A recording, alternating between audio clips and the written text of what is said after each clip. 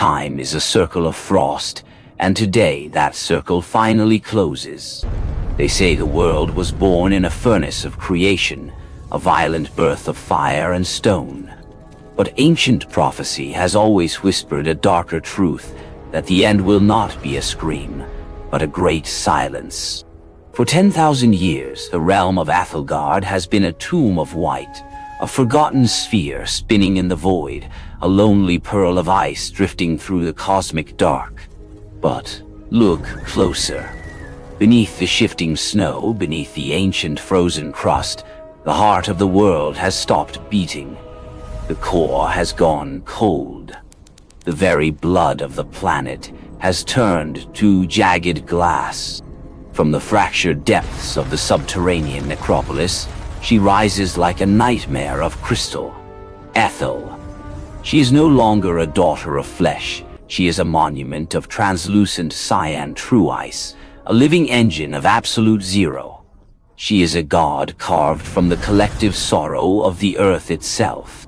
Her eyes are bound by a heavy veil of frozen starlight, for she does not need to see a world she intends to erase. She feels its dying heartbeat through the soles of her feet, and she finds it wanting. Behind her, the Legion of the Deep Frost stands in a rigid, terrifying phalanx that stretches beyond the horizon. These are warriors encased in dark, weathered iron and primordial rock, monsters of metal who do not breathe, who do not bleed, and who know no fear. Their shields are the weight of mountains, their spears are the jagged shards of a dying star. They do not fight for glory or gold. They only wait for the resonance of Aethel's Hui-Thwai staff to signal the final execution of the sky. But look to the zenith, where the air is thin, and the wind screams like a choir of banshees. There, Aetheria clings to the dying light. A drifting fortress of ivory and gold, the last sanctuary of the Skykeepers, floating precariously on the edge of the celestial abyss. Their sun is a ghost, their heat is a stolen treasure held behind walls of shimmering glass. Protecting this fading ember is the Eternal Guardian, a celestial Valkyrie, a golden war engine encased in ivory plate that has never known the touch of a blade. At her center burns the last thermal stone, a miniature, captive sun pulsing with a desperate, blinding amber light that defies the eternal winter. Behind her, the Sky-Vanguard fills the heavens until the blue is swallowed by wings. Thousands of winged knights, their iridescent crystal feathers spread wide, create a rainbow of fire that burns against the approaching storm. They carry the warmth of a civilization that refuses to fall, a light that burns brightest precisely because it is about to be snuffed out. Now, at the gates of the infinite abyss, the two sisters face each other, one of frost, one of flame. Aethel raises her staff, and the very atmosphere fractures with a deafening, crystalline crack.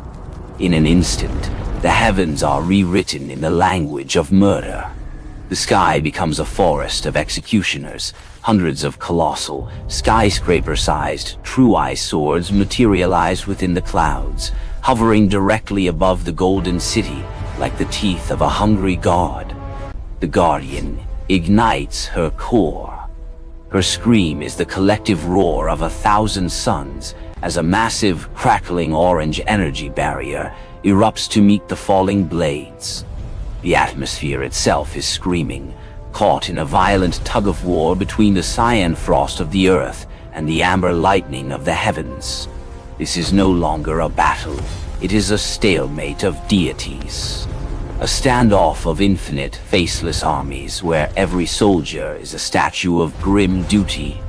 Understand this, there is no victory in this war. There is no land to conquer, no throne to sit upon, and no future to build. There is only the choice between the cold death of the ground and the burning fall from the sky. The North is not just breaking, it is committing suicide. The sisters are not fighting for a world, they are fighting for the right to be the last thing that dies before the universe goes dark. Choose your side. kneel in the frost or burn in the clouds. For when the first sword falls, the silence will become eternal. Welcome to the Cataclysm